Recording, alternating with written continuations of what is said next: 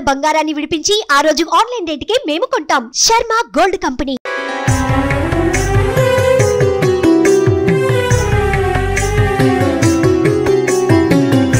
గ్రామ సంభూతం ద్వారకామాయి వాసినం భక్తాభీష్టప్రదం దేవం సాయినాథం నమామ్యహం.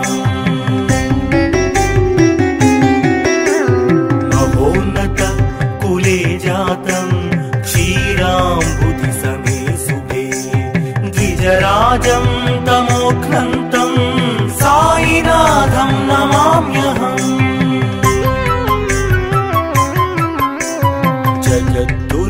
జగద్దురణార్థం యో నరరూపధరో విభుః యోగానంద మహాత్మానం సాయినాథం నమామ్యహం. సాక్షాత్కారం జయేలాభే స్వాత్మిన్ రామో గురోర్ముఖాత్ నిర్మమం పాపఘ్నంతం సాయినాథం నమామ్యహం. నరసింహాది శిష్యాణాం దదౌ యానుగ్రహం కురు భవబంధాపహర్తారం సాయినాథం నమామ్యహం. ధనాఢ్యాञ्च దారిద్ర్యాణ్య సమదృష్ట్యైవ పశ్యతి కరుణాసాగరం దేవం సాయినాథం నమామ్యహం. సమాధిస్తోపి యో భక్త నవతిష్టార్థదానతః అచింతం మహిమానంతం సాయినాథం నమామ్యహం. గ్రామ సంభూతం ద్వారకామాయి వాసినం భక్తాభీష్టప్రదం దేవం సాయినాథం నమామ్యహం. మహోన్నత కులే జాతం క్షీరాంబుధి సమే సుభే ద్విజరాజం తమోఘ్నంతం సాయినాథం నమామ్యహం.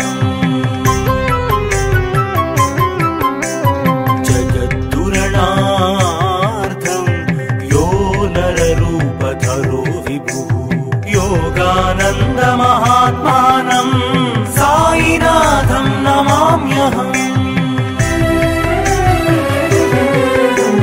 సాక్షాత్కారం జయేలాభే స్వాత్మిన్ రామో గురోర్ముఖాత్ నిర్మమం పాపఘ్నంతం సాయినాథం నమామ్యహం.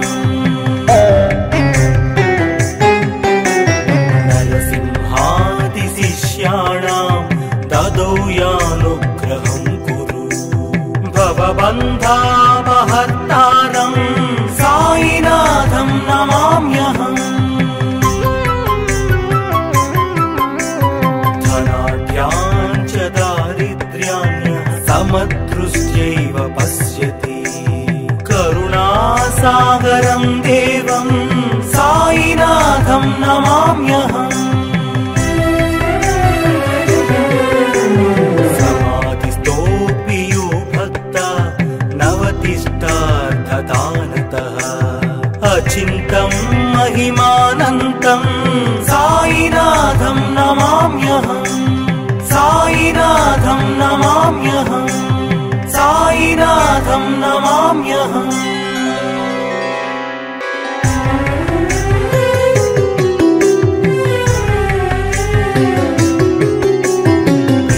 గ్రామ సంభూతం ద్వారకామాయి వాసినం భక్తాభీష్టప్రదం దేవం సాయినాథం నమామ్యహం. మహోన్నత కులే జాతం క్షీరాంబుధి సమే సుభే ద్విజరాజం తమోఘ్నంతం సాయినాథం నమామ్యహం. జగద్దురణా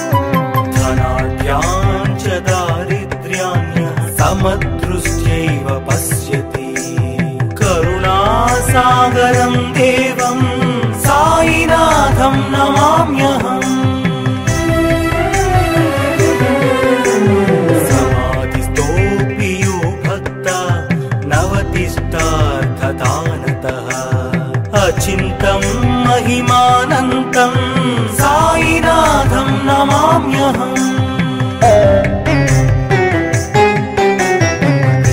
ग्रामसम्भूतं द्वारकामायि वासिनं भक्ताभीष्टप्रदं देवं साईनाथं नमाम्यहम्। महोन्नत कुले जातं क्षीराम्बुधिसमे सुभे द्विजराजं तमोघ्नन्तं साईनाथं नमाम्यहम्। जगद्दुरणार्थं यो नररूपधरो विभुः योगानन्दमहात्मानं साईनाथं नमाम्यहम्। साक्षात्कारं जये लाभे स्वात्मिन् रामो गुरोर्मुखात् निर्ममं पापघ्नन्तं साईनाथं नमाम्यहम्। नरसिंहादिशिष्याणां ददौ यानुग्रहं कुरु भवबन्धापहर्तारं साईनाथं नमाम्यहम्। धनाढ्यान् च दारिद्र्यान् समदृष्ट्यैव पश्यति करुणासागरं देवं साईनाथं नमाम्यहम्। समाधिस्थोऽपि यो भक्ता नवतिष्ठार्थदानतः अचिन्तं महिमानन्तं साईनाथं नमाम्यहम्। साईनाथं नमाम्यहम्। साईनाथं नमाम्यहम्।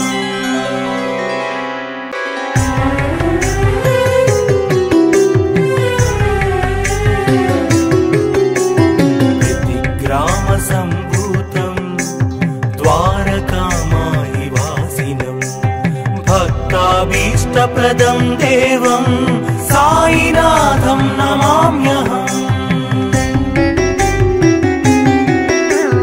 महोन्नत कुले जातं क्षीराम्बुधिसमे सुभे द्विजराजं तमोघ्नन्तं साईनाथं नमाम्यहम्। जगद्दुरणार्थं यो नररूपधरो विभुः योगानन्दमहात्मानं साईनाथं नमाम्यहम्। साक्षात्कारं जये लाभे स्वात्मिन् रामो गुरोर्मुखात् निर्ममं पापघ्नन्तं साईनाथं नमाम्यहम्।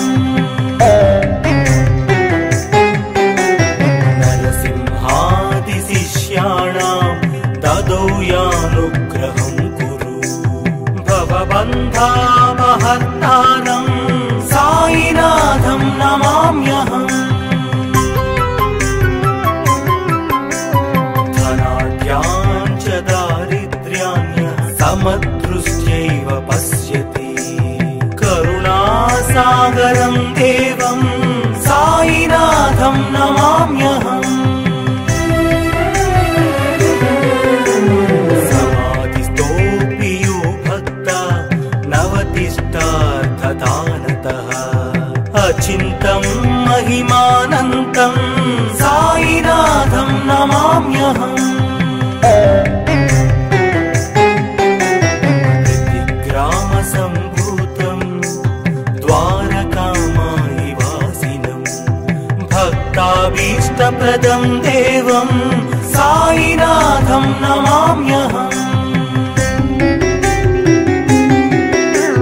महोन्नत कुले जातं क्षीराम्बुधिसमे सुभे द्विजराजं तमोघ्नन्तं साईनाथं नमाम्यहम्। जगद्दुरणार्थं यो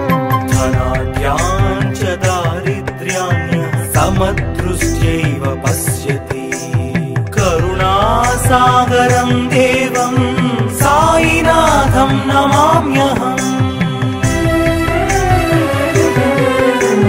समाधिस्थोऽपि यो भक्ता नवतिष्ठार्थदानतः अचिन्तं महिमानन्तं साईनाथं नमाम्यहम् साईनाथं नमाम्यहम् साईनाथं नमाम्यहम्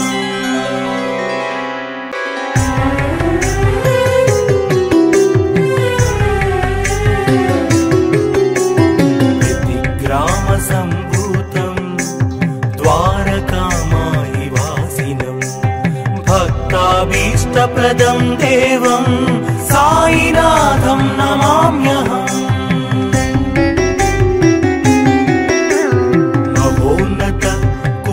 जातं क्षीराम्बुधि समे शुभे द्विजराजं तमोघ्नन्तं साईनाथं नमाम्यहम्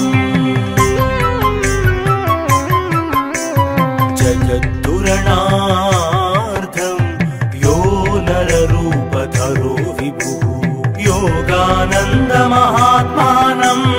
साईनाथं नमाम्यहम् साक्षात्कारं जये लाभे स्वात्मिन् रामो गुरोर्मुखात् निर्ममं पापघ्नन्तं साईनाथं नमाम्यहम्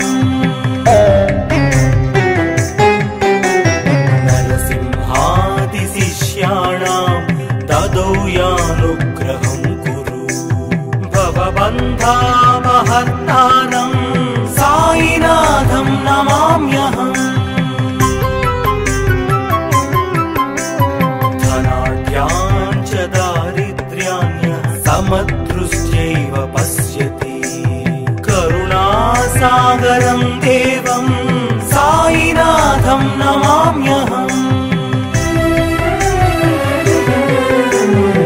समाधिस्थोऽपि यो भक्ता नवतिष्ठार्थदानतः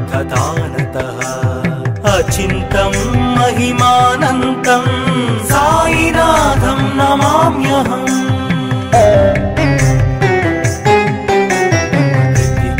प्रतिग्रामसम्भूतं द्वारकामायि वासिनं भक्ताभीष्टप्रदं देवं साईनाथं नमाम्यहम्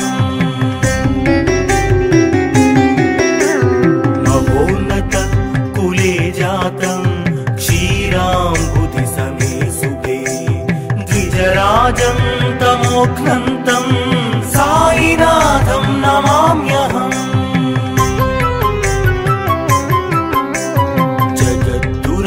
जगद्दुरणार्थं यो नररूपधरो विभुः योगानन्दमहात्मानं साईनाथं नमाम्यहम्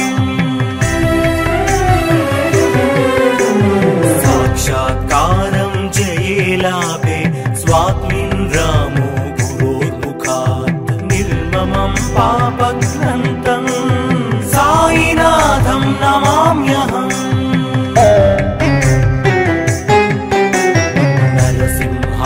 नरसिंहादिशिष्याणां ददौ यानुग्रहं कुरु भवबन्धापहर्तारं साईनाथं नमाम्यहम् धनाढ्याञ्च दारिद्र्याण्यः समदृष्ट्यैव पश्यति करुणासागरं देवं साईनाथं नमाम्यहम् समाधिस्थोऽपि यो भक्ता नवतिष्ठार्थदानतः अचिन्तं महिमानन्तं साईनाथं नमाम्यहम् साईनाथं नमाम्यहम् साईनाथं नमाम्यहम्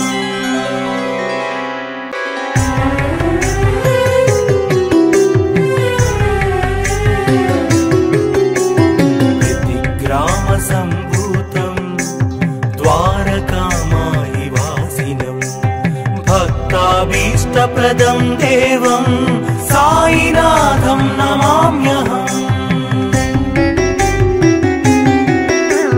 महोन्नत कुले जातं क्षीराम्बुधि समे सुभे द्विजराजं तमोघ्नन्तं साईनाथं नमाम्यहम्।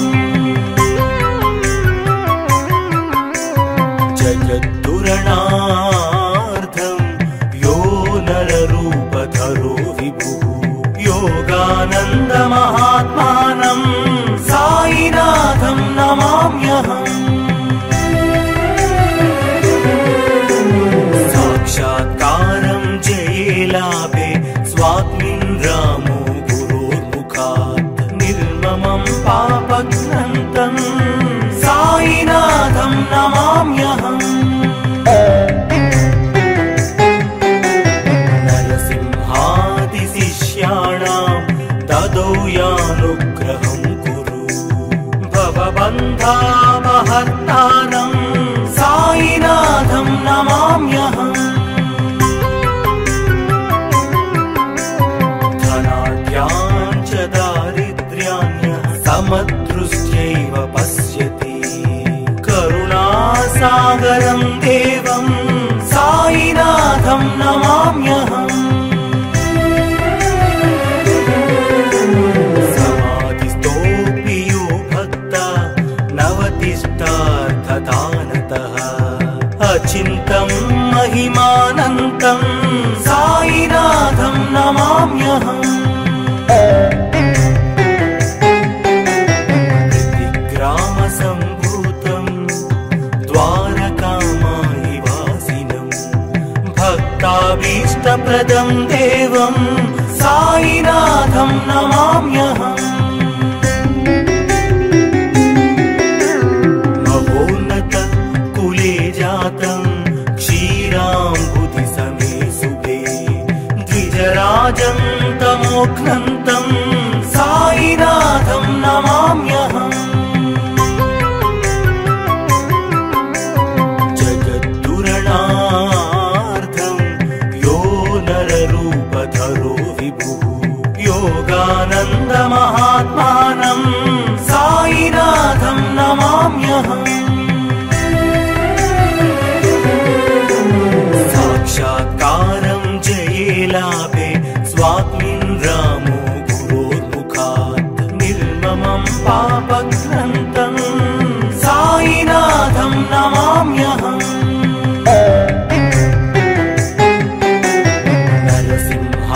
नरसिंहादिशिष्याणां ददौ यानुग्रहं कुरु भवबन्धापहर्तारं साईनाथं नमाम्यहम्। धनाढ्यान् च दारिद्र्यान्यः समदृष्ट्यैव पश्यति करुणासागरं देवं साईनाथं नमाम्यहम्। समाधिस्थोऽपि यो भक्ता नवतिष्ठार्थदानतः अचिन्तं महिमानन्तं साईनाथं नमाम्यहम्। साईनाथं नमाम्यहम्। साईनाथं नमाम्यहम्।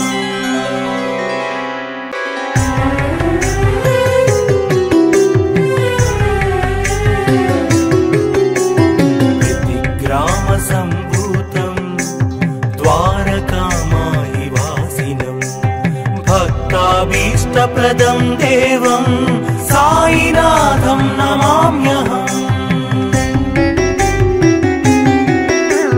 महोन्नत कुले जातं क्षीराम्बुधि समे सुभे द्विजराजं तमोघ्नन्तं साईनाथं नमाम्यहम्।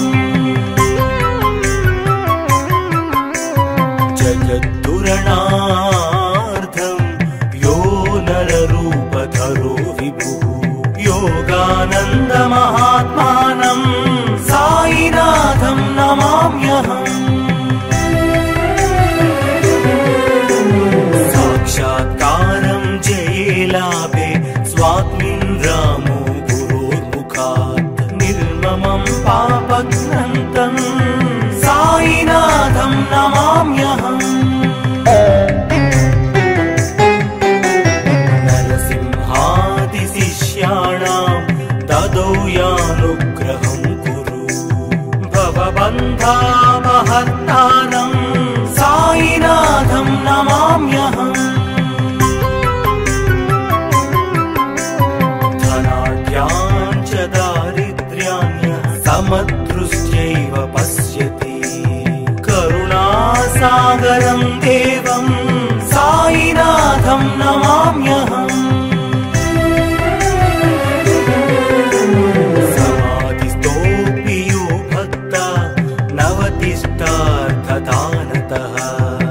अचिन्तं महिमानन्तं साईनाथं नमाम्यहम्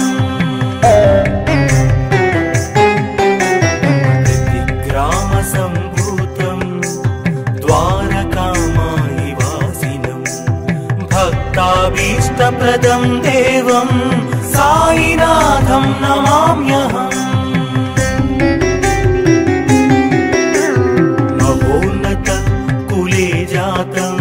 क्षीराम्बुधि समे सुभे द्विजराजं तमोघ्नन्तं साईनाथं नमाम्यहम्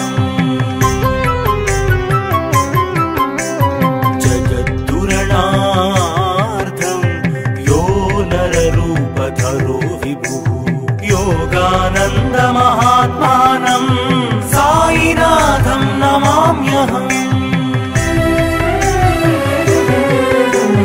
साक्षात्कारं जये लाभे स्वात्मिन् रामो गुरोर्मुखात् निर्ममं पापघ्नन्तं साईनाथं नमाम्यहम्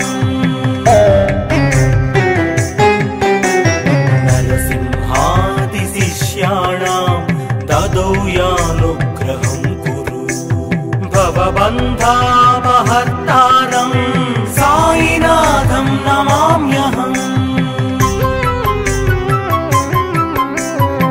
धनाढ्याञ्च दारिद्र्याण्यः समदृष्ट्यैव पश्यति करुणासागरं देवं साईनाथं नमाम्यहम् समाधिस्थोऽपि यो भक्ता नवतिष्ठार्थदानतः अचिन्तं महिमानन्तं साईनाथं नमाम्यहम् साईनाथं नमाम्यहम् साईनाथं नमाम्यहम्।